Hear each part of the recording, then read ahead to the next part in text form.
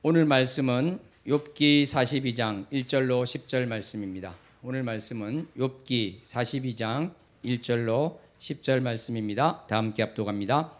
욥이 여호와께 대답하여 이르되 주께서는 못하실 일이 없사오며 무슨 계획이든지 못 이루실 것이 없는 줄 아오니 무지한 말로 이치를 가리는 자가 누구니까.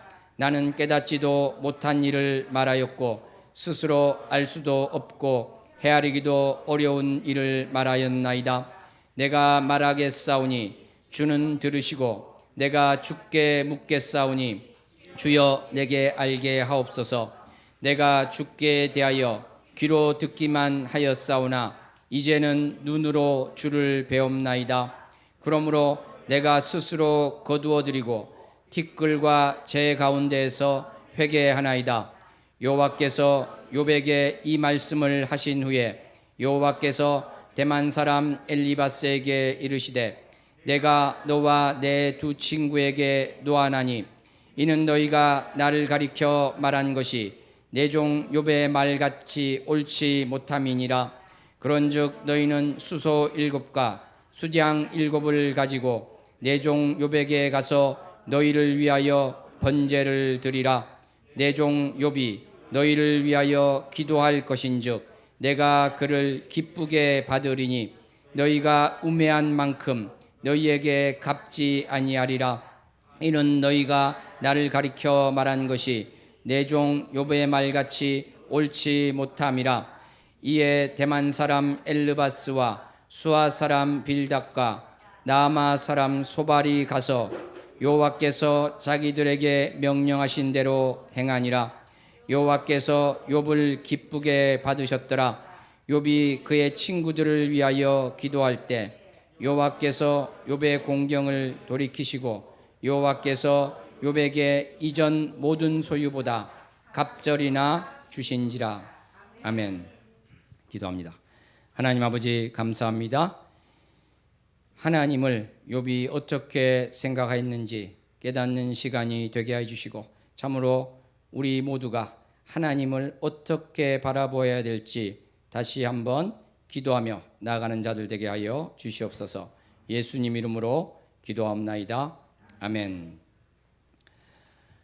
오늘은 지난 시간에 이어서 욥에 대해서 한 번 더 보도록 하겠습니다. 그런데 지난 시간은 기억하시겠지만 사람과 관련된 것이었죠. 그러니까 내가 어떠한 벌을 받고 있다 이렇게 생각될 수도 있고 다른 사람이 그렇게 될 수도 있는 것인데 인과응보적인 보상 교리에서 출발해서 그러한 판단을 할 수 있다고 했습니다. 그렇지만 이 욥기는 앞에서 나온 것처럼 이러한 것들이 우리가 판단하는 그런 것과 전혀 다르게 하늘나라에서 벌어지는 그 일에 따른 결과이기 때문에 우리는 결코 그것을 알 수 없다. 알 수 없기 때문에 함부로 판단해서도 안 된다. 이러한 말씀을 드렸습니다. 이것이 지난 시간에 사람에 대한 욥에 대한 이러한 것이었다면 오늘은 하나님에 대한 욥의 자세, 태도, 생각 그리고 욥의 세 친구들의 생각이 어떠한지를 살펴보는 시간을 가지도록 하겠습니다. 먼저 우리가 결론부터 보도록 하겠습니다. 먼저 욥에 대해서 하나님께서는 책망하셨습니다. 하나님께서는 왜 책망을 하셨는지 그것을 말씀을 쭉 보면서 살펴보도록 하겠습니다. 먼저 욥은 3장에서부터 이런 이야기를 합니다. 내가 차라리 죽었으면 좋겠다. 너무나 힘든 고통에 있지 않습니까? 모든 소유가 없어지고 자녀가 죽고 자신의 몸마저 만신창이가 됐을 때 차라리 죽었으면 좋겠다. 그래서 욥기 6장 같은 경우에 세 번역을 보면 나를 죽여주셨으면 나를 끊어버리셨으면 좋겠다 이렇게 이야기를 하고 있는 것입니다. 욥기 7장 한번 합독해 보겠습니다. 7장 15절로 16절 말씀입니다. 이러므로 내 마음이 뼈를 깎는 고통을 겪느니 차라리 숨이 막히는 것과 죽는 것을 택하리이다. 내가 생명을 싫어하고 영원히 살기를 원하지 아니하오니 나를 놓으소서. 내 날은 헛것이니이다. 그러니까 태어나지도 않는 게 좋고 왜 나에게 빛을 주셨는가? 어둠 속에 그냥 태어나지도 않고 태어나더라도 바로 죽어버리게 하지 않고 왜 이렇게 하는가? 이러한 욥의 탄식이 나오고 있는데 이것은 욥기 7장에도 나오고 있고요. 10장, 16장, 17장 계속해서 나오고 있습니다. 나는 이제 흙에 누울 것이다. 10장에 보면은 죽음의 그늘진 땅으로 가겠다. 돌아오지 못할 길로 간다. 16장에 그렇게 얘기하고 무덤이 나를 위해 준비되어 있다. 17장에 이러한 이야기를 하고 있습니다. 내가 흙 속에서 쉴 때 그때가 희망이 같이 따라 내려갈 것이다. 그게 희망이다. 이렇게 이야기할 정도로 하고 있는 것이죠. 왜 욥은 이렇게 죽고 싶어 했겠습니까? 바로 그것은 아무리 보아도 자기에게 소망이 없기 때문입니다. 자기에게 희망이 없기 때문입니다. 욥은 자기가 당한 고통 때문에 원망하지 않는다 그랬습니다. 그렇지 않습니까? 하나님께서도 욥을 인정하셨고 실제로 욥이 자기가 당한 고통 때문에 하나님을 원망한 것이 아니었습니다. 그렇지만 이 죽고 싶은 것은 바로 소망이 보이지 않기 때문에 그러했던 것입니다. 3장에 보면은 길이 아득한 사람이다. 길이 아득해서 자기에게 소망이 없다는 것을 이야기하고 있습니다. 무슨 기력이 있어서 내가 기다릴 수 있겠는가? 내가 어떻게 참겠는가? 6장에 그렇게 이야기하고 있습니다. 내 능력이 다 나갔다. 이렇게 이야기하고 있고요. 7장에 가보더라도 정말 희망 없이 내가 보내고 있다. 다시는 행복을 보지 못할 것이다. 이렇게 이야기하고 있습니다. 주님께서 나를 보실지라도 주님의 눈이 나를 향하실지라도 내가 잊지 아니할 것입니다. 이렇게 이야기하고 있습니다. 다시는 자기 집으로 돌아가지 못하고 욥기 9장에 보면은 복을 볼 수 없다. 희망이 없다. 이런 이야기를 하고 있습니다. 또 나무의 비유를 하는데요. 14장에 가면은 나무는 찍히더라도 새로 돋아나지 않느냐. 그런데 나에게 무슨 희망이 있겠느냐. 17장에 내 계획, 내 마음의 소원이 다 끊어졌다.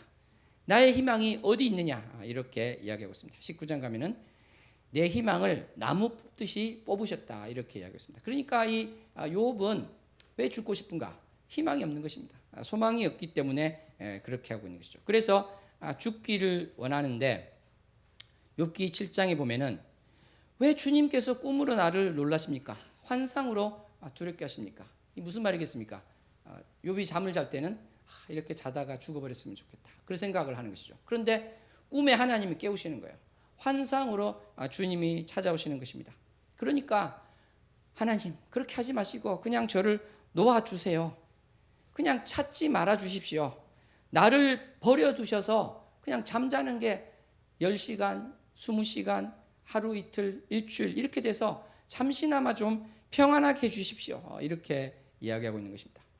사랑하는 성도 여러분, 욥의 이 부르짖음은 그 표면만 보면 어떻습니까? 하나님에게 삿대질을 하고 하나님에게 막 따지는 것 같지만 그 이면은 우리는 무엇을 볼 수 있습니까? 얼마나 힘들면 얼마나 소망이 보이지 않으면 차라리 죽고 싶습니다.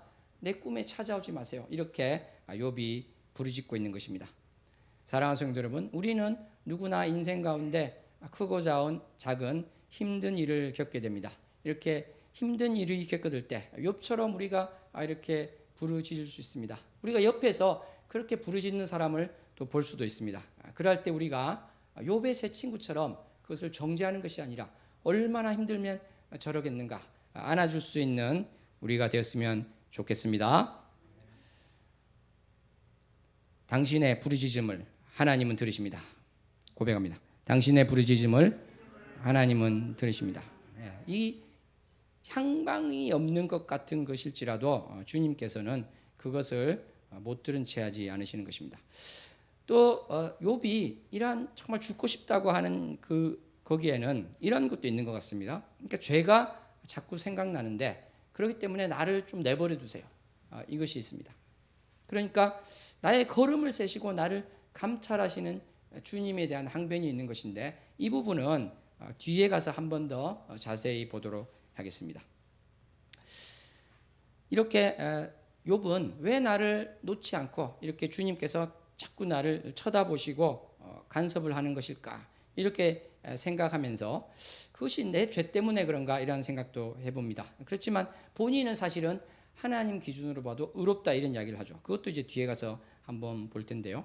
욥은 급기야 이제 어떤 이야기를 하게 되냐면 본인은 욥은 스스로 생각할 때 의인이라고 생각합니다. 이것은 새 친구가 보듯이 교만하여서 그런 것은 아닌데요. 의인이라고 생각할 때 자기가 지금 어마어마한 환난 가운데 있죠. 그리고 소망도 보이지 않죠. 이러했을 때 욥은 어떠한 이야기를 하게 되냐면 하나님께서는 너무나 높으셔서 이 의인의 죄도 죄로 보이기 때문에 내가 아무리 깨끗하다고 해도 하나님 보시기에는 깨끗하지 않으니까 그러시기 때문에 결국은 하나님께서는 죄인만 멸망시키시는 것이 아니라 의인도 멸망시키시는구나, 이런 이야기를 하게 됩니다. 그리고 또 나중에 가면은 사실은 죄인을 또 멸망시키지 않는 것을 많이 본다, 이런 이야기도 하고 있는 것이죠. 욥기 9장에 가면은 온전한 자나 악한 자나 멸망시키신다, 이렇게 이야기하고 있습니다. 10장에 가면은 주의 손으로 지으신 것을 학대하시고 멸시하신다. 주님께서 이제 나를 멸하시나이다, 이렇게 부르짖고 있습니다. 그러니까 의인이라고 되는 사람도 주님께서 멸하고 계시다. 그런데 악한 자나 의인이나 다 멸망시키시는데 사실은 가만히 바라보니까 9장 24절에 보면요, 세상이 악인의 손에 넘어갔습니다, 이렇게 이야기하고 있습니다. 재판관의 얼굴도 가려졌다, 이렇게 이야기를 하고 있습니다. 그리고 10장 3절에 가면은 악인에게 빛을 비추시기를 선히 여기십니까, 이렇게 얘기하고 있습니다. 그래서 욥기 12장 6절에 가면 이 이야기를 하고 있는데요, 한번 합독해 보겠습니다. 욥기 12장 6절 말씀입니다. 강도의 장막은 형통하고 하나님을 진노하게 하는 자는 평안하니 하나님이 그의 손에 후히 주심이니라. 이 무슨 이야기일까요? 이것은 바로 강도의 장막이 멸망당해야 되는데, 멸해져야 되는데 오히려 형통하다는 것을 이야기하고 있는 것이죠. 이것은 아까 말씀드린 것처럼 보상 논리, 그러니까 욥의 친구들이 너가 지금 이렇게 고통받는 것은 너가 죄인이라서 그런 것이고 의인은 복을 받는다, 이러한 사고에 대해서 이야기할 때 욥이 거기에 항변하는 내용이 되겠죠. 그럴 뿐만 아니라 또 하나님에게도 직접 이렇게 이야기하고 있는 것입니다. 그러니까 너희들이 이렇게 고통당하고 있는 것은 죄인에게 된다고 하지만 사실 죄인을 가만히 봐라, 형통하지 않느냐, 강도의 장막이 형통하지 않느냐, 이 이야기를 함과 동시에 하나님께서 지금 악인들 이렇게 하지 않으셨습니까? 19장에 가면은 나를 억울하게 하시지 않으셨습니까? 21장에 어찌하여 악인이 생존하고 장수하며 세력이 강하냐, 이렇게 부르짖고 있는 것입니다. 사랑하는 성도 여러분, 물론 욥은 하나님의 절대 주권을 인정하고 있습니다. 하나님께서 이 모든 피조물 세계를 지으셨음을 인정하고 있습니다. 하나님께서 욥에게 접근하는 방식도 이제 나중에 보면 그렇게 나오는데 사실은 욥도 그 이야기를 하고 있죠. 욥기 9장 9절 한번 합독해 볼까요? 북두성과 삼성과 묘성과 남방의 밀실을 만드셨으며, 이 북두칠성입니다. 북두칠성을 하나님이 만드시지 않으셨는가? 요즘에 이제 겨울에 보면은 오리온이 있죠. 삼성이 바로 오리온 그 별세계 아시죠? 그것입니다. 묘성은 플레이아데스라고 그 별을 한번 보시면 북두칠성을 아주 축소해 놓은 것 같은 아주 이쁜 별자리죠. 7개가 모여 있는데 황소자리 보시면 그 위에 있습니다. 이러한 아름답고 보기 좋은 이러한 것들을 하나님이 다 만들지 않으셨는가? 그러한 것을 이야기하면서도 하나님께서 왜 악인에게 이렇게 형통함을 주시고 또 나에 대해서는 죄를 계속 이렇게 들추어 내십니까? 이건 정말 불공평한 것 아닙니까? 이렇게 계속 항변하고 있습니다. 그래서 9장 33절에 가면은 판결자도 없구나. 하나님에게 내가 막 이렇게 항변을 하고 있는데 어떻게 보면은 판결자도 없는 것 같습니다. 이렇게 이야기하고 있습니다. 13장에 가면은 이런 이야기까지 합니다. 하나님께서 나를 원수로 여기십니다. 나를 대적하십니다. 나를 진노하시고 적대시하십니다. 16장에 가면 그런 이야기가 나오고 있고요. 나를 관역으로 삼으셔서 창을 던질 때 그 관역이 있지 않습니까? 그런 것처럼 나를 지금 관역으로 삼으시고 나를 향해서 진노하시고 원수처럼 보시고 있지 않습니까? 이렇게 계속해서 부르짖고 있는 것입니다. 사랑하는 성도 여러분, 이것은 물론 옳지 않은 것이죠. 그래서 하나님께서는 욥에 대해서 책망을 하고 계십니다. 욥기 38장 2절에 가면은 무지한 말로 생각을 어둡게 한다. 그렇게 말했는데요. 무지한 말로 바로 하나님, 나의 뜻, 나의 지혜, 나의 이치를 흐리게 하고 있다. 가리고 있다.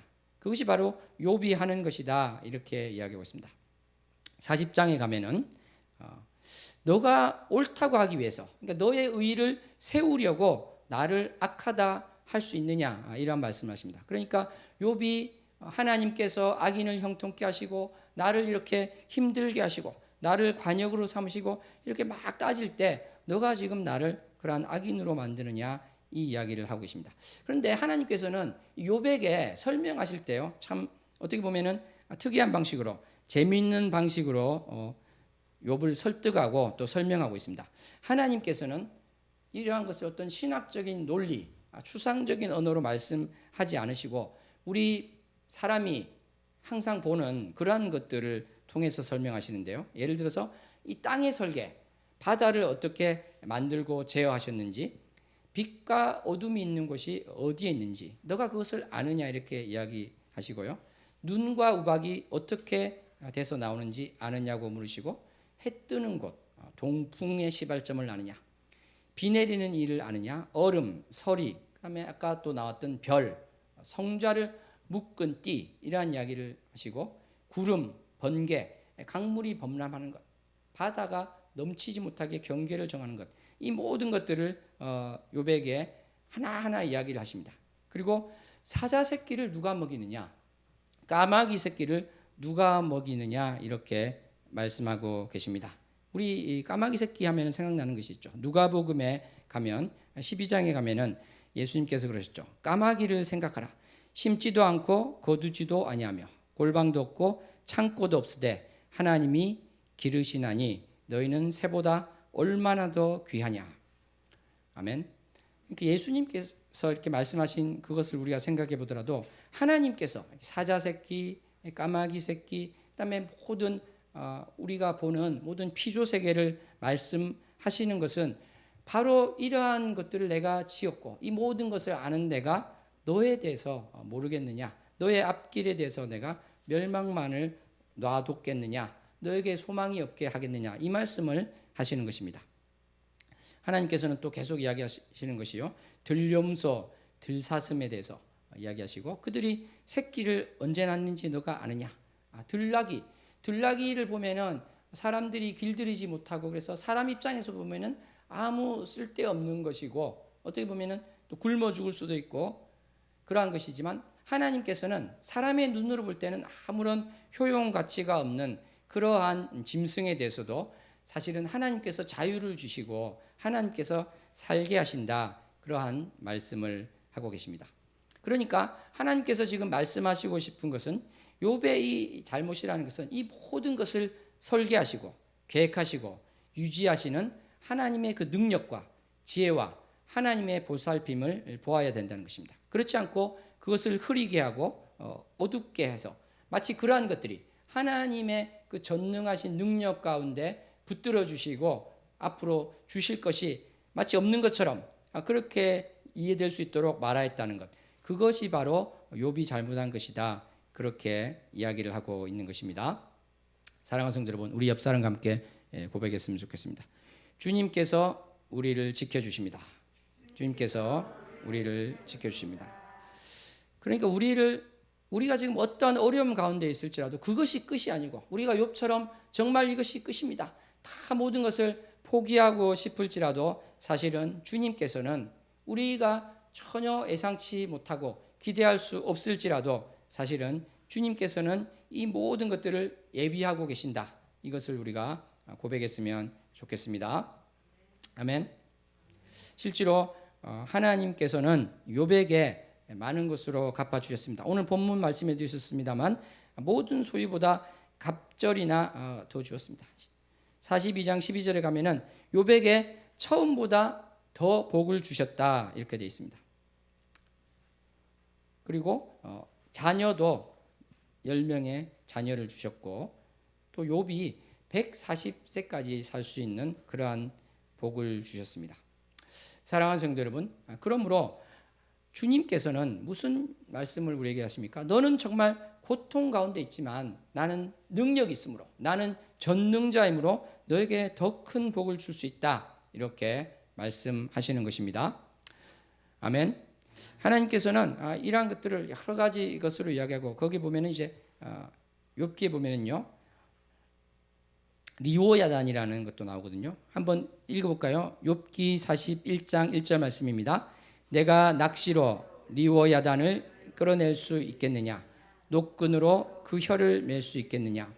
그래서 이것은 아주 힘센 동물로서 악어 같기도 하다, 이렇게 이야기하는데, 일단은 아주 힘이 센 동물이다, 이렇게 할 수 있습니다. 그래서 17세기 철학자 홉스도 리바이어선에서 이 책 제목이 바로 여기 나오는 리오야단이죠. 물론 그 사람은 뭐 하나님을 사랑한 사람은 아니었습니다만, 이 리오야단, 이것이 바로 아주 힘이 있는 동물의 상징으로서, 상징이라기보다 하나의 예로서 이렇게 이야기가 되고 있는 것이고, 그것을 통해서 너가 지금 이러한 피조개를 볼 때 너가 이러한 것들을 제어할 수도 없고, 너는 화살을 그것을 쏴도 물리치지 못할 것 아니냐?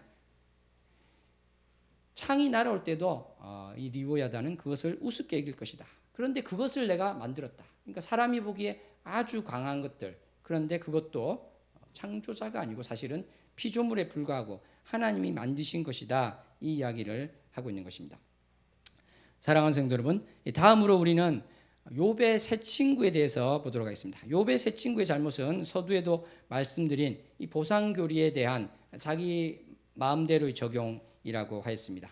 그런데 이 욥기를 천천히 읽어가다 보면은 하나님에 대한 부분도 있고, 여기에 대해서 우리가 참 많은 생각을 하게 됩니다. 왜냐하면은 표면적으로 그 글자 하나하나만 본다고 하면은요, 욥의 세 친구가 훨씬 더 맞는 말을 하는 것 같습니다. 교리적으로도 다 맞는 말이고, 욥이 하는 말은 어떻게 보면 불신자처럼 보이고요, 어떻게 보면은 하나님에게 너무 따지듯이 말하는 것 같고, 참으로 참난된 말을 하는 것으로 보입니다. 그런데 하나님께서는 이 욥의 세 친구가 하나님에 대해서, 나에 대해서, 하나님에 대해서 옳게 말한 게 아니다, 이렇게 분명히 말씀하고 계십니다. 하나님께서 그렇게 말씀하셨는데, 그러면 과연 무엇이 그러한 것인가? 이것을 우리가 한번 보았으면 좋겠습니다. 욥기 4장에 가면은 18절에 이런 말씀이 있습니다. 한번 합독해 볼까요? 욥기 4장 18절 합독합니다. 하나님은 그의 종이라도 그대로 믿지 아니하시며 그의 천사라도 미련하다 하시나니. 저는 이 말씀을 보는데 그런 생각이 들었습니다. 물론 하나님께서는 모든 피조물이 완벽하게 선할 수 없다, 이것을 다 아시겠죠. 그러니까 그대로 믿을 수가 없을 것입니다. 입으로 어떤 말을 하든지 그 마음으로 아무리 하나님을 사랑한다고 하더라도 그 가운데 악이 있는 것을 모르지 않으시죠. 그런데 그럼에도 불구하고 욥의 친구 엘리바스가 한 이 말을 가만 보시면, 그의 종이라도 그대로 믿지 아니한다, 이렇게 되어 있습니다. 과연 이것이 맞을까요? 저는 그런 것 같지 않습니다. 왜냐하면 바로 욥기 1장과 2장에서 하나님께서는 욥이 의로운 자라는 것을 분명하게 사단과 에게 이야기를 하셨기 때문에 그러한 것입니다. 그러므로 하나님께서 의롭다고 하는 자를 믿지 못해서, 그래서 계속 그를 감시하고 그 사람에게 무슨 죄가 있나 꼬치꼬치 찾으시고 캐물으시는 그러한 분은 아니다고 우리는 생각할 수 있을 것입니다. 그러므로 제가 볼 때는 이 엘리바스의 이러한 말이 하나님 보실 때 하나님에 대해서 잘못 말한 것이다, 저는 그렇게 생각이 되었습니다. 그리고 욥기 5장 1절에 가면은 또 이렇게 이야기하고 있습니다. 이 똑같은 친구 엘리바스가요, 너는 부르짖어 보라, 내게 응답할 자가 있겠느냐? 거룩한 자 중에 내가 누구에게로 향하겠느냐? 이렇게 이야기하고 있습니다. 이것도 틀린 것이죠. 하나님이 분명히 응답하십니다. 응답할 자가 없다고 한 것, 그것은 어떻게 보면 하나님에 대해서, 하나님이 욥에 대해서, 즉 의인에 대해서 전혀 사랑이 없는 자이시다, 이렇게 말하는 것이 되어서 틀렸다고 볼 수 있을 것입니다. 그리고 세 친구의 이제 공통되게 나오는 것이 있는데요, 뭐냐면은 나라면 하나님을 찾겠고 하나님을 의탁해라 하리라 이러면서 하나님에게 무엇을 하여 보아라. 그러면 네 문제가 해결될 수 있을 거야. 그렇게 이야기하고 있습니다. 사랑하는 성도 여러분, 그런데 만약 악인이 있습니다. 전혀 하나님을 사랑하지도 않습니다. 그런데 자기의 문제를 해결하기 위해서, 이 문제에서 벗어나기 위해서, 자기의 고난 가운데 벗어나기 위해서 하나님께 이야기를 한다고 해서, 입을 열어서 그걸 말한다고 해서 그것이 바로 되는 것은 아니다. 이렇게 우리가 알 수 있을 것입니다. 왜냐하면 우리는 고백해야 될 것이 바로 절대 주권은 하나님에게 있기 때문에 그러한 것입니다. 아멘. 물론 이제 그 말이 우리가 기도할 필요가 없다는 것이 아닙니다. 우리가 기도해서 정말 금식 기도를 할 수도 있고요. 일주일을 할 수도 있고 21일을 할 수도 있겠죠. 그런 식으로 금식 기도하고 성경 보고 찬양하고 경배하여서 기도가 응답받았습니다. 나의 문제가 해결이 되었습니다. 그런데 우리가 무슨 생각을 해야 되냐면 절대 주권이 하나님께 있다는 것은 내가 기도해서 이렇게 됐다 이런 생각을 하는 것이 아니라 나를 기도하게 하신 분이 하나님이십니다. 하나님께서는 나의 문제를 다 해결해 주고자 하셨는데 그 과정에 내가 기도하기를 원하셨습니다. 기도해서 하나님께서 하신 것임을 알게 하셨습니다. 이러한 고백을 하자는 것입니다. 바로 우리는 정말 잊지 말아야 될 것이 나의 어떤 노력으로 내가 그것을 쟁취했다. 내가 기도라는 것을 통해서 그것을 따냈다. 이런 식의 생각을 해서는 안 된다는 것입니다. 그런데 욥의 세 친구는 가만히 그 내용을 읽어보면 그러한 생각에 젖어 있다는 것을 알 수가 있습니다. 우리 옆 사람에게 한번 고백했으면 좋겠습니다. 절대 주권이 하나님께 있습니다. 절대 주권이 하나님께 있습니다. 우리는 정말 모든 것을 주관하시는 분이 하나님이십니다. 이러한 고백을 해야 될 줄로 믿습니다. 바로 그렇게 됐을 때 내가 하나님의 일을 할지라도 그 길이 막히면 절대 주권이 하나님에게 있기 때문에 내가 이것이 아무리 옳은 것으로 보일지라도 하나님께서 다른 길로 인도하시는구나. 그렇게 하나님의 주권을 인정할 수가 있는 것입니다. 그렇게 되지 않으면 어떻게 됐습니까? 아니 이것이 막는데 왜 이 길을 막으십니까? 하고 그 길로 계속 밀고 나가겠죠. 사도 바울도 그렇게 하지 않았고요. 정말 하나님을 온전히 믿고 하나님의 절대 주권을 인정하는 사람은 그렇게 살 수가 없는 것입니다. 그러므로 우리는 나의 고집을 꺾고 아무리 나의 생각으로 나의 판단으로 옳다고 여겨지는 것일지라도 하나님께서 다른 길을 제시하시면 내가 생각하던 것을 내려놓고 그 길로 가야 할 준비를 해야 될 것입니다. 아멘. 하나님의 다른 길로 갈 수 있는 당신이 되십시오. 고백합니다. 하나님의 다른 길로 갈 수 있는 당신이 되십시오. 아멘. 사랑하는 성도 여러분, 그랬습니다. 응답할 자가 없겠다고 했지만 하나님은 언제나 응답할 준비가 되어 있으셨습니다. 하나님께서는 내가 찾기 때문에 하나님께서 도와주시는 것이 아니라 이미 도와주실 작정을 하시고 계셨기 때문에 도와주신다는 것, 이것을 잊지 않았으면 좋겠습니다. 사랑하는 성도분, 그래서 욥의 세 친구에 대한 것을 계속 좀 더 보도록 하겠습니다. 지난 시간에 본 것처럼 빌닷의 경우는 내 자녀들이 주께 죄를 지었으므로 버려뒀다 했는데 이것이 이제 잘못되었다는 것을 말씀드렸습니다. 마찬가지로 욥기 8장에 보면은 이런 말이 나오거든요. 청결하고 정직하면 반드시 너를 돌보시고 내 의로운 처소를 평안하게 하실 것이라. 이렇게 이야기를 하고 있는데 이것도 마찬가지라고 생각됩니다. 어떤 조건, 너가 이러하면 하나님께서 너를 돌보실 것이다. 맞는 말 같죠? 그렇지 않습니까? 맞는 말 같지만 사실은 맞지 않다. 이것을 우리가 보아야 될 것입니다. 왜냐하면 하나님께서는 내가 설령 죄를 짓고 있을 때도 나를 돌보시는 것입니다. 무슨 말입니까? 징계를 통해서든 또 다른 방식을 통해서든 하나님 앞으로 바로 돌아오기를 바라고 계신 것입니다. 마치 수많은 이 야생 동물들을 하나님께서 하나하나 이렇게 보살피고 계시듯이 내가 어떠한 상황에 있을지라도 하나님께서는 나를 떠나지 않으시고 나를 돌보고 계십니다. 하나님에게서 등을 돌린 건 나이지 하나님께서 등을 돌린 게 아닙니다. 내가 하나님으로부터 반대 방향으로 멀어지고 있는 것이지 하나님께서 나로부터 멀리 가지 않으시는 것입니다. 이것을 잊지 않고 반드시 기억하는 저와 여러분 되기를 소원합니다. 아멘. 그리고 우리가 욥의 세 친구들이 계속 말하는 이 부분을 한번 제가 또 말씀드리도록 하겠습니다. 욥의 세 친구는요, 하나님 앞에서 사람이 어찌 의롭다며 여자에게서 난 자가 어찌 깨끗하다 하랴, 이런 이야기를 하고 있습니다. 25장 4절 말씀인데요.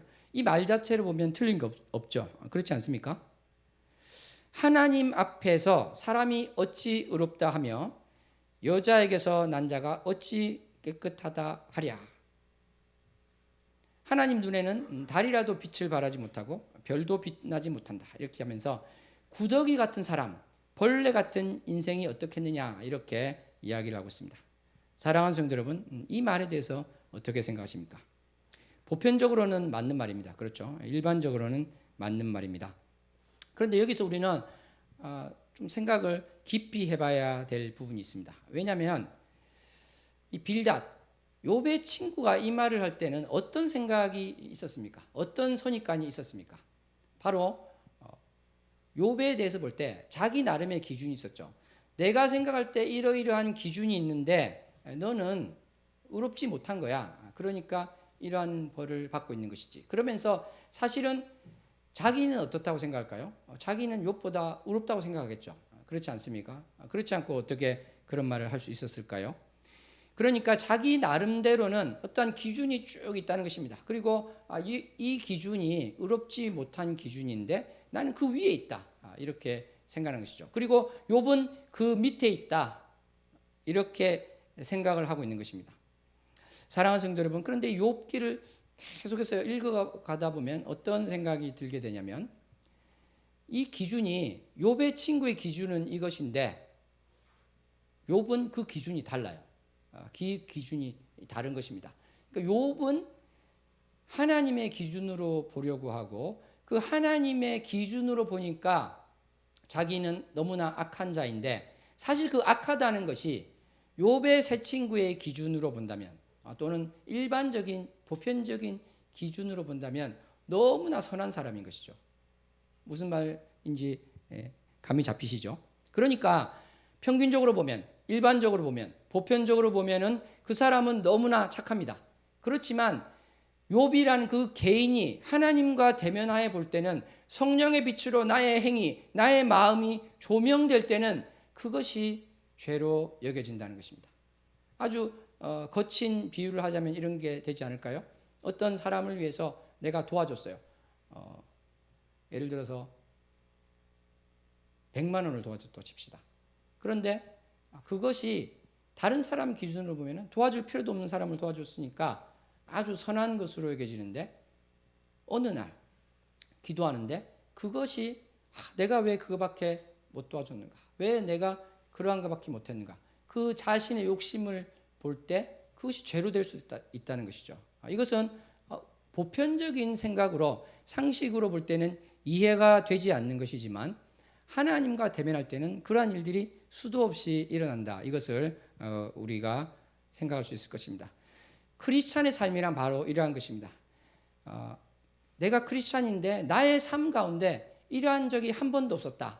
그러한 분은 사실은 크리스찬이 아닙니다. 그러한 분은 기억을 못해서 그럴 수 있겠죠. 내가 어떤 사람을 용서했습니다. 그 사람에게 용서하는 마음을 가졌는데 세상 기준으로 보면은 너무나 착한 사람이에요. 용서할 필요도 없는데 용서했으니까 너무나 착한 사람인데 하나님 기준으로 볼 때는 그렇지 않을 수가 있습니다. 욥처럼 그것이 나의 죄로 느껴져서 오히려 더 힘들어질 수 있고 그래서 주님 나를 내버려 두세요 이렇게 이야기를 할 수도 있다는 것입니다. 그러므로 사랑하는 성도 여러분, 이 기준이 어떠한 것인가가 너무나 중요한 것인데 내가 매번 물론 그렇게 살 수는 없죠. 그렇지만 제가 한 번이라도 이러한 말씀을 드렸는데 그것은 왜 그러한 것이 크리스찬에게 가능하냐면 내가 스스로 판단하는 것이 아니라 바로 성령님께서 나의 마음을 이끌어 가시고 나에게 기준을 주시고 나에게 말씀하시기 때문에 그러한 것입니다. 아멘. 그러므로 우리는 내가 보편적으로 생각하는 기준, 세상의 기준, 남들이 말하는 기준, 그 기준을 놓고 내가 이것을 넘어섰으니까 나는 아무 문제 없다, 이러한 태도로 살아서는 안 될 것이고, 만에 하나 그러한 것들이 나의 습관이 되어 있다면 정말 꿇어 엎드리고 주님, 내가 죄인입니다, 고백할 수 있기를 소원합니다. 아멘. 계속해서 새 친구의 경우를 보겠습니다. 마지막 새 친구 소발의 경우를 한번 볼까요? 욥기 11장 10절 합독해 보겠습니다. 하나님이 두루 다니시며 사람을 잡아 가두시고 재판을 여시면 누가 능히 막을 소냐. 여기서 이제 두루 다니신다고 한 거는 1장과 2장에 나오는 사탄이 두루 다닌다는 그것과는 원어가 달라요. 그래서 이제 그거랑 상관이 없는데, 그렇지만 그럼에도 불구하고 하나님께서 사람을 잡아 가두실 때 두루 다니시며 일부러 와서 잡아 가신다, 이라는 말이 있습니다. 일부러 와서.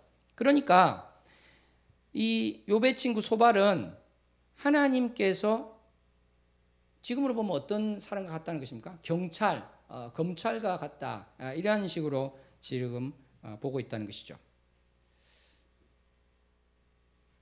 이것은 하나님의 성품에 맞지 않습니다. 사실은 이러한 것은 일반적으로 기독교인이 아니더라도 상식적으로 이러한 생각을 보통 어떤 높은 분에 대해서 하게 됩니다. 예를 들어서 우리나라의 경우를 보더라도 어떠한 대통령이 있다고 하면은 대통령은 경찰이나 검찰이 아니죠. 그렇기 때문에 어떤 피고인이 있고 죄를 지은 내와 적대시되는 사람을 상정해서 보통 대통령은 이야기하지를 않습니다. 왜 그렇습니까? 대통령은 대상으로 하는 사람이 모든 국민이기 때문에 그렇습니다. 모든 국민을 대상으로 하기 때문에 검사처럼 너는 죄인이 아니까 나는 너와만 이야기하겠다, 이런 식으로 하지 않습니다. 한 나라의 대통령이 그럴진데 하나님은 어떠한 분이실까요? 하나님께서는 바로 악인에 대해서도 너는 악인이고 그래서 멸망해야 된다, 이렇게만 하지 않으신다는 것입니다. 마태복음 5장 45절 합독합니다. 이같이 한즉 하늘에 계신 너희 아버지의 아들이 되리니 이는 하나님이 그 해를 악인과 선인에게 비추시며 비를 의로운 자와 불의한 자에게 내려주심이라. 아멘. 그러니까 아까 이 소발이 말한 하나님과 얼마나 다른 모습입니까? 소발은 뭐라고 말했어요? 하나님이 두루 다니시며 사람을 잡아 가두시고 재판을 연다. 이것이 이제 하나님의 모습이었는데 그게 아니라는 것이 마태복음에 나와 있는 것입니다. 하나님께서는 태양과 비를 악인과 선인에게 다 내려주신다는 것입니다. 너는 악인이지, 너는 비를 맞지 마라, 그래서 흉년이 들어라, 이렇게 하지 않는다는 거예요. 그 악인에게도 비를 내려주신다는 것입니다. 이러한 것들이 또 구약에도 당연히 나오고 있습니다. 에스겔 33장 11절 합독합니다. 너는 그들에게 말하라. 주 여호와의 말씀이니라. 나의 삶을 두고 맹세하노니 나는 악인이 죽는 것을 기뻐하지 아니하고 악인이 그의 길에서 돌이켜 떠나 사는 것을 기뻐하노라. 이스라엘 족속아, 돌이키고 돌이키라. 너희 악한 길에서 떠나라. 어찌 죽고자 하느냐 하셨다 하라. 아멘. 사랑하는 성도 여러분, 그렇습니다. 우리가 하나님에게 등을 돌릴 때도, 하나님과 멀어지고 있을 때도 하나님께서는 그래 너는 악하니까 잘 가라 그러시는 것이 아니라 하나님께서는 참으로 돌아오기를 원하고 계십니다. 돌아와서 다시 하나님에게 오기를 원하시는 것입니다. 내가 죄를 짓고 있을 때도 그 죄를 회개하고 다시 올바른 크리스찬으로 살기를 원하고 계십니다. 내가 전도할 때 그분이 하나님을 믿겠다고 안 했다고, 예수님을 영접하겠다고 안 했다고 해서 저 사람은 멸망당할 사람인가 보다, 악인인가 보다, 하나님께서 버리셨나 보다, 이렇게 우리가 생각하지 말자는 것입니다. 물론 이 말씀이 지옥은 없다든지 70억 인구는 100% 다 천국 간다든지 이런 이야기는 아니죠. 그것은 마지막 때 주님께서 당연히 그것을 가르치는 것은 우리는 인정하고 있습니다. 그럼에도 불구하고 그래서 결국은 우리 주 예수 그리스도의 십자가 은혜가 결과적으로는 영접한 분에게만 끼치게 되는 것이지만 그럼에도 불구하고 하나님께서는 모든 악인이 돌아오기를 원하신다. 이것을 우리는 다시 한번 고백해야 될 것입니다. 아멘. 사랑하는 성도 여러분, 그래서 아까도 말씀드린 그런 것들이 욥기 11장 소발의 이야기를 보면 계속 나오겠는데요. 내가 마음을 바로 정하고 주를 향하여 손을 들 때 두려움이 없을 것이다. 이렇게 이야기를 하고 있습니다. 마음을 정하고 주님께 손을 들 때 두려움이 없을 것이다. 너가 지금 두려움이 있다는 것 자체가 정말 큰 죄가 아니냐 이렇게 이야기하고 있는 것이죠. 그런데 꼭 또 그렇지만은 않다는 것을 보게 될 수도 있습니다. 우리 다시 한번 욥에 대해서 의인 욥에 대해서 살펴보고 말씀을 마치도록 하겠습니다. 사랑하는 성도 여러분, 아까 말씀드린 것처럼 욥은 자신의 어떠한 기준이 있는데 그것은 보통 사람이 생각하는 그 기준과 다른 기준을 본인도 알고 또 하나님과 대면하면 할수록 하나님께 기도하면 할수록 그것을 계속해서 깨닫게 된다는 것입니다. 그래서 그것이 바로 세상적인 기준, 보통 사람들이 생각하는 것과 다르다 이것을 말씀드렸는데요. 욥은 거기서 이제 한 단계 더 나아간다 이렇게 말할 수 있습니다. 왜 그런가 하면은 이것을 잘 생각해 보시기 바랍니다. 사실 우리 크리스찬 중에도 이러한 유혹에 빠지는 경우가 있어요. 무슨 말이냐면 아까 말한 것과 똑같은 이유인데 당신들이 생각하는 기준은 이것이지만 내가 생각하는 기준은 이것이어서 당신들이 생각할 때는 내가 선한 사람이었지만 나의 기준으로 볼 때는 그것이 악해서 내가 그것에 대해서 회개하였습니다. 이렇게 이야기할 수 있죠. 그죠? 그럴 수 있지 않겠습니까? 어떤 기준으로 볼 때 그 자체가 상당히 높은 기준이어서 그것을 회개한다는 것 자체가 사실은 자랑이 될 수도 있다는 것이죠. 나는 이런 사람이야. 나는 너희들이 전혀 회개하지도 않는 그런 거를 회개하는 나는 성숙된 신자야. 나는 그러한 교인이라고 이렇게 이야기하고 수 있다는 것이죠. 그런데 욥은 지금 이러한 사람과도 차이가 납니다. 욥은 어떤 사람인가 하면은 바로 그러한 것일 때 내가 이러한 것도 회개하는 사람이야 이렇게 나가는 것이 아니라 두려움을 느낀다는 것입니다. 하나님으로부터 이러한 것들 내가 정말 죄를 계속 깨닫게 되니까 거기에 대해서 힘들어하는 것이죠. 그래서 주님께서 나를 좀 내버려 두셨으면 좋겠습니다 할 때 저는 그것이 이중적인 의미가 있다고 읽혔습니다. 그러니까 아까 초반에 말씀드린 그러한 부분도 있지만 주님의 그 영광의 빛 아래 내가 조명되니까 하나님의 그 영광의 빛 앞에 서니까 내가 너무 힘듭니다. 이렇게 엎드린다는 것이죠. 사랑하는 성도 여러분, 바로 우리는 욥에게 이러한 것들을 배워야 될 줄로 믿습니다. 내가 기준을 높여서 그 기준을 지켰으니까 자랑하는 것이 아니라 더 엎드리고 정말 주님 앞에 회개함으로 나가고 주님 앞에 더 납작하게 엎드리는 그러한 저와 여러분 되기를 소원합니다.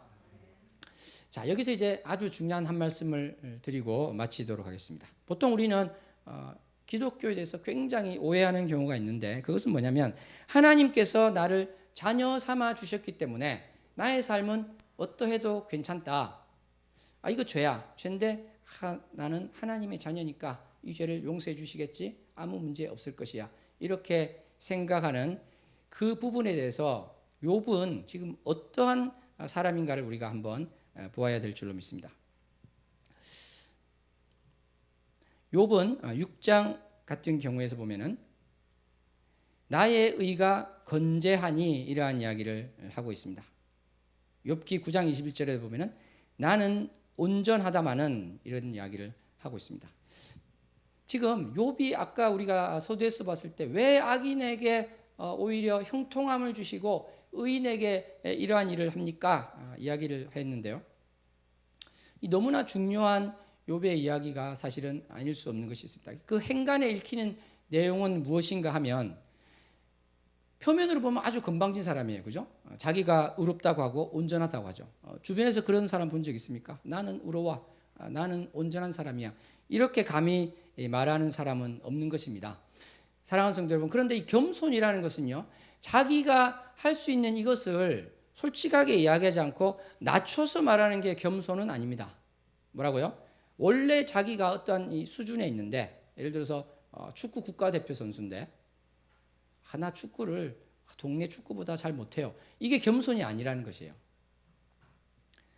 겸손은 자기가 할 수 있는 능력보다 낮춰서 이야기하는 것이 아니라 나의 전체가 정말 주님 앞에 보잘것없는 사람입니다. 이렇게 고백하는 것입니다. 그런데 이 의로운 것에 대해서는 내가 주님의 기준, 거기에 대해서 내가 하는 것이 있습니다. 이거에 대해서 부정할 필요는 없다는 것이죠. 다시 한번 말씀드립니다. 욥은 우리 보통 사람이 세우는 기준보다 높은 기준 가운데 그것을 만족하는 기준이 있었습니다. 그런데 겸손을 하다고 해서 그것을 없었던 것처럼 하지는 않았다는 것이죠. 그렇기 때문에 욥은 내가 온전하다, 내가 의롭다 이런 말을 어느 정도는 할 수 있었다는 것입니다. 이것은 너무나 중요한 것이라고 할 수 있습니다. 왜 그러냐면은 욥의 친구들은 정반대로 이야기를 했거든요. 욥의 친구들은 욥이 저렇게 고통을 받고 있다면 그것은 바로 죄를 지은 것이고, 그렇지 않다면 하나님께 모욕적인 게 되는 것이 아닌가, 하나님이 이상하게 되시는 거 아닌가, 자기들이 하나님을 변호하려고 한 거예요. 그죠? 하나님이 이상한 분으로 되지 않기 위해서 욥 너는 죄인이 되어야 돼, 너는 나쁜 녀석이 되어야 돼, 그래야지 하나님이 변호가 되지 않느냐, 이러한 태도를 가졌던 것이죠. 그래서 겉으로 보면은 욥의 세 친구가 욥보다 더 옳은 것으로 보이지만, 그리고 자신의 의의 기준이 있는데 이것과 다르게 왜 악인에게 형통함을 주십니까? 따지는 욥이 더 이상한 사람으로, 악인으로 보일 수 있지만 그렇지 않다는 것입니다. 왜 그렇습니까? 욥은 하나님을 사랑하기 때문에 하나님께서 주신 그 기준을 지키는 것이 너무나 중요하다는 것을 알았다는 것입니다. 바로 이러한 것이에요. 내가 어떤 죄를 짓고 싶습니다. 그런데 하나님의 음성이 들려와요. 너 그 죄 지어도 돼. 그 죄 지어도 너가 복을 받을 거니까, 너를 내가 자녀로서 사랑하니까 죄를 지어, 그렇게 하는 것이죠. 사실은 이게 사탄의 음성인데 욥의 세 친구와 같은 입장에 있으면 이게 하나님의 음성이구나. 그렇지. 내가 이 죄를 지어서 내가 쾌락을 누리고 내가 부귀영화를 누린다면 그것이 하나님께 또 영광이 되는 것이 아닌가. 그리고 그것을 덥석 해버린다는 것입니다. 그런데 욥의 자세를 가지면 어떻게 될까요? 아니야. 하나님께서 말씀하신 기준이 있는데 하나님이 그것을 하게 하실 수는 없어. 나에게 오는 이 음성은 하나님의 음성이 아니라 사탄의 음성이야. 이렇게 분별을 하게 되는 것입니다. 그러므로 우리 예수님께서도 사탄이 말하는 그 유혹을 다 이겨내시는 것을 통해서 우리가 어떠한 것으로 살아야 될 것인가를 지금 말씀하고 계시는 것입니다. 사랑하는 성도 여러분, 옆 사람과 함께 고백합니다. 하나님의 기준을 가집시다. 하나님의 기준을 가진다는 것. 내가 주님의 자녀라는 것은 바로 이러한 기준을 다 모든 것을 없이 해버리고 내가 방종한 생활을 함에도 불구하고 하나님의 자녀니까 괜찮다, 이것이 아니라는 것입니다. 그러한 생각을 한다는 것 자체가 사실은 하나님의 자녀가 아니라는 것이죠. 하나님의 자녀는 결코 그러한 생각을 하고 그렇게 계속 살아갈 수는 없다는 것입니다. 계속이라는 말은 누구나 넘어질 수 있습니다.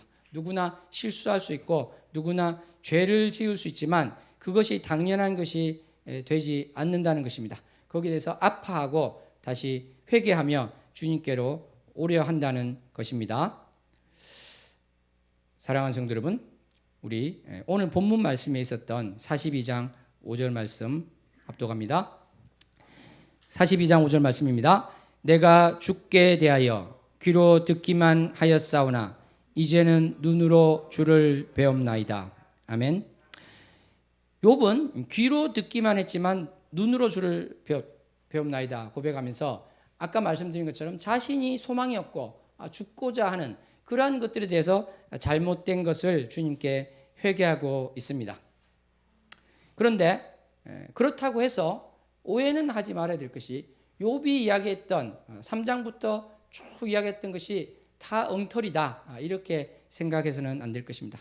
요즘에 이렇게 보면은 신학자들 가운데서도 욥의 그 1장과 2장과 그 이후에 나오는 게 표면적으로 볼 때는 너무나 일치가 되지 않으니까 어떤 이야기까지 하냐면 욥이 두 개다 두 개.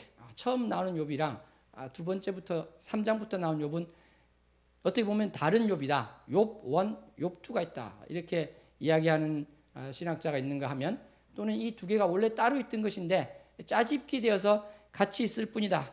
뭐 이런 식으로까지 이야기를 하고 있습니다. 사랑하는 성도 여러분, 그런데 하나님께서 전능하신 하나님께서 그렇게 짜집기 된 것으로 우리에게 그것이 내려와서 보게 하셨을까요? 저는 그렇게 생각하지 않습니다. 이렇게 이해가 되지 않을 때 자신의 기준으로 욥기라는 성경을 재단하는 것은 마치 욥의 세 친구가 자신이 이해가 되지 않는다고 해서 자신의 기준으로 욥을 판단하는 것과 마찬가지다 이렇게 생각이 됩니다. 그러므로 우리는 성경을 볼 때 정말 어렵고 이해가 되지 않을지라도 쉬운 길을 택하는 것이 아니라요.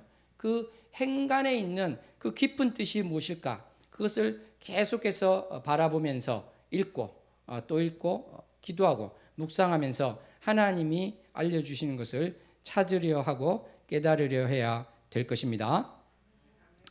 사랑하는 성도 여러분, 그러므로 우리 진정한 신자는 하나님의 기준을 가져야 됩니다. 사람의 기준이 아니라 하나님의 기준을 가져야 될 것인데 욥의 친구들 또 바리새인들 이들은 어땠습니까? 사람의 기준으로 보고 거기에 대해서 사람을 평가하고 판단했을 뿐만 아니라 하나님을 이상한 분으로 만들어버렸죠. 그렇기 때문에 예수님께서 그렇게 바리새인과 율법 교사들에 대해서 독사의 자식이다 이렇게 말씀하셨다는 것입니다.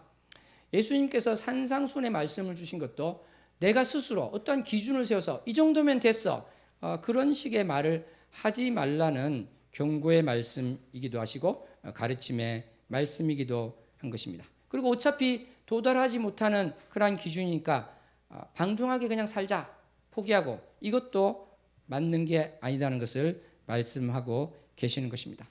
내가 어떠한 높은 기준을 가지고 있다 해서 우쭐하면서 살고 있는 것이 아니고 또 다른 사람은 그러한 기준을 가지고 있지 못하다고 해서 판단하는 것이 아니라 정말 긍휼히 여기고 기도할 수 있는 저와 여러분 되기를 소원합니다.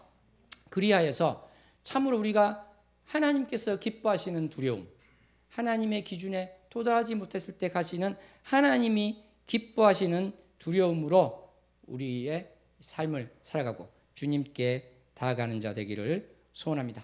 그리고 주님 앞에 섰을 때 이 모든 것들이 나의 노력, 나의 능력, 나의 지혜로 된 것이 아니라 주님께서 이미 택하셨고 주님께서 인도하셔서 가능했습니다. 이렇게 고백할 수 있기를 소원합니다. 주님의 절대 주권을 인정하고 주님께서 나를 이끌어 가십니다. 내가 어떠한 상황 가운데 있을지라도 주님만을 바라보고 나아갑니다. 고백할 수 있는 저와 여러분 되기 소원합니다. 기도하겠습니다.